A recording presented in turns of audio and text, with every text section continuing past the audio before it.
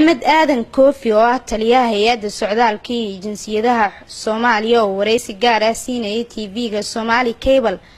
ayaa sheegay in wadamada caalamka ay kala hadleen sidii baasaboorka Soomaaliya uu u heli lahaa aqoonsi caalami ah looguna tagi karo dal walba waxa uu xusay in arintaasi loo xil saaray khubaro heer caalami ah. marka wada hadallada waa bilowdeen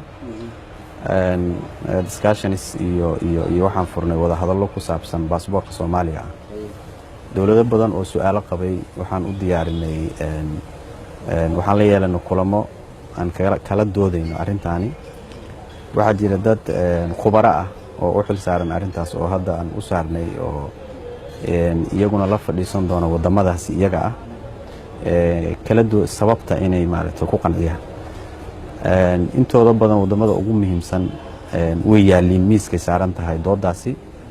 hadda waxay inoo maraysaa marka waxaan ka soo gudubnay baasaboorka securitygiisa ama security features waxa la yiraahdo ama standardkiisa waa ka soo gudubnay oo caalamku hadda waxay wada qaateen inuu yahay baasaboor standard ah oo security featureskiisa lagu kalsoonaan karo meesha hadda la marayo oo aan rabno inagana inaan shaqo weyn ka qabano waxa habka lagu qaato baasaboorka ayaa su'aalo badan iyagu ka jireen taasna waa mid aan hadda u taaganahay inaan wax ka qabano.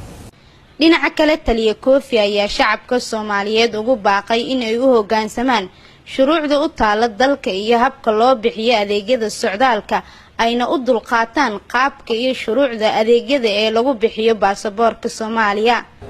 in la ixtiraamo sharciyada iyo hababka lagu bixiyo adeega socdaalka iyo jinsiyadaha oo ay ka mid tahay fiisooyinka oo ay ka mid tahay baasaboorada arintaas marka waxay noo fududeyn doontaa inaan ka shaqeyno inaguna inaan adeega aan bixino baasaboorada aan bixino ee adduunka aqoonsi caalami ah ka helaan oo qofka Soomaaliga kalsooni uu ku qabo baasaboorkiisa waxaan hadda ka shaqeynaynaa oo bixinay qaybinay procedureski iyadoo sharciga loo fiirin habkii baasaboorka lagu bixinayo meel kasta oo maanta baasaboorka lagu bixiyo waxa yaala habka bixinta baasaboorka yaala oo sharciga ku salaysan kaas in loo dulqaato oo la raaco oo ay loo dulqaato waxa ku jira shuruudo adag ayaa ku jira shuruudahaasi sharciga na amray oo na faray marka inay nagu gacan siiyaan fulinta sharciga natiijada soo bixi doontana waxay noqonaysaa in baasaboorkeennuna uu helo aqoonsi caalami oo meel kasta adduunka